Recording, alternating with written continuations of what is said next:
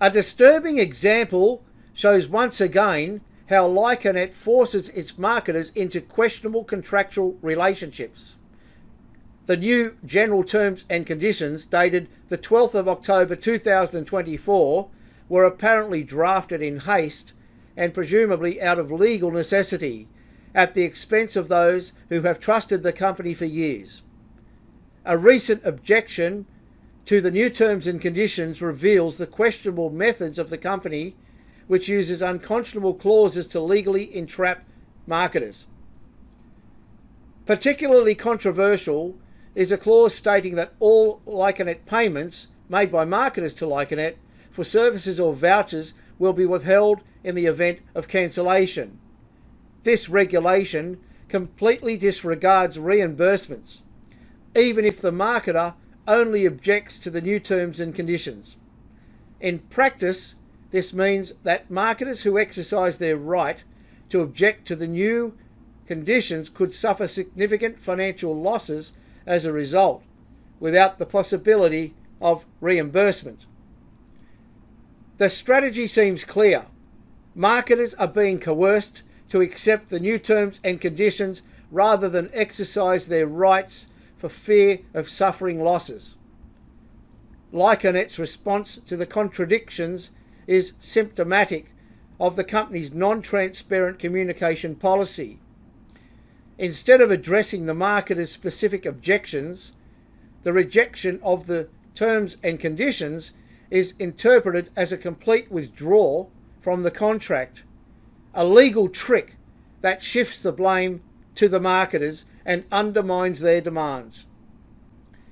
Most marketers are not trying to terminate the entire contract, but merely to defend themselves against the new, unfavourable clauses. In particular, Section 5 of the Terms and Conditions, which gives Lycanet the right to unilaterally change contractual terms, poses a massive risk to marketers and makes their position in the contract virtually worthless. Lycanet seems to have learned little from the past. The Austrian Supreme Court, the Oberlandesgericht, has already declared numerous clauses of Lycanet and Lyoness to be illegal and void. Should these terms and conditions end up in court again, the same ruling could follow. The invalidity of the terms and conditions means that affected marketers would be able to reclaim payments made and be compensated for losses. The legal situation is on the side of the marketers, and Lycanet could no longer legally assert any claims arising from the disputed clauses. It is therefore advisable that the marketers concerned carefully review their contractual relationships and not be intimidated. For many marketers, the question of refunds is particularly relevant. If a court rules that the terms and conditions are not transparent and therefore invalid, payments made to Lycanet could be reclaimed, despite the original exclusion clauses. Should Lycanet continue to try to insist on these unlawful conditions, the company could face further legal consequences. It is becoming increasingly likely that Lycanet want to keep marketers entrapped in contracts that seriously jeopardise their rights and financial security.